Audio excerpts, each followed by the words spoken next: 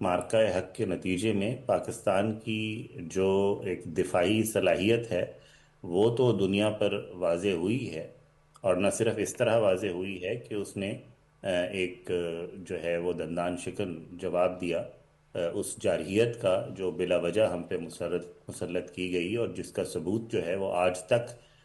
ہم بھی اور دنیا بھی اس کے انتظار میں ہے کہ فراہم کیا جائے گا، اور نہیں کیا گیا۔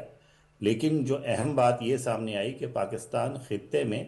ایک اپنی دفاعی صلاحیت کے بلبوتے پر، اپنی سفارتی صلاحیت کے بلبوتے پر، اپنی سیاسی حکمت عملی کے بلبوتے پر، اپنے سیاسی تدبر جو ہماری قیادت نے، سول اور فوجی قیادت نے جو دکھایا، اس کے بلبوتے پر خطے میں استحکام کے ایک عامل کے طور پر ابھرا ہے۔ دونوں ملکوں کی یہ جو دفاعی اخراجات ہیں ان میں تو کوئی تقابل ہے ہی نہیں، جی لیکن پاکستان کے سلسلے میں جو چیز اہم ہے وہ دفاعی صلاحیت ہے، جی اخراجات نہیں۔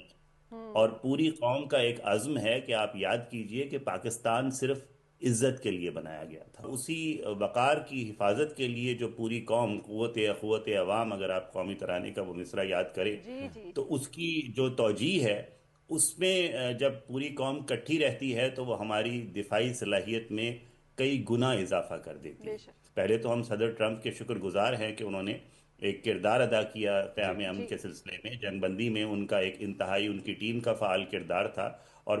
بھارت بار بار یہ کہتا رہا ہے کہ جی ایسا کوئی کردار ادا نہیں کیا گیا، وہ ماننے سے ہی انکار کرتے ہیں، لیکن ساری دنیا کے سامنے ہے۔ تو جی پاکستان کا جو اعتبار ہے، جو ساکھ ہے، وہ ہماری حقیقت پسندی اور حق گوئی کی بنیاد پر جو ہم نے مارکہ حق میں کی، اس کی بنیاد پر ہے، وہ آج تک نہ صرف برقرار ہے بلکہ اس میں اضافہ ہوتا چلا جا رہا ہے۔ پہلی بات انڈس واٹر ٹریٹی کی ہے، یہ سندھ طاس معاہدہ جو ہے، اس کے اندر کوئی ایسی شق موجود ہی نہیں ہے جس کے تحت اس کو ہیلڈ ان ابیئنس کر دیا جائے۔ ہم چاہتے ہیں، لیکن امن جو ہے وہ ہماری بقا کے ساتھ ہے۔ اگر ہماری سالمیت کسی طرح خطرے میں ہوگی، ہمارا قومی وقار خطرے میں ہوگا، ہماری جو نظریاتی اور جغرافیائی سرحدیں ہیں، جو معیشیت ہے وہ خطرے میں ہوگی، تو پھر ہم اپنا حق دفاع بھرپور طریقے سے استعمال کریں گے، اور میرا خیال ہے کہ اب اس کو مزید ثابت کرنے کی ضرورت نہیں ہے، کیونکہ اس کی زندہ مثال دنیا کے سامنے موجود ہے۔ میرے خیال میں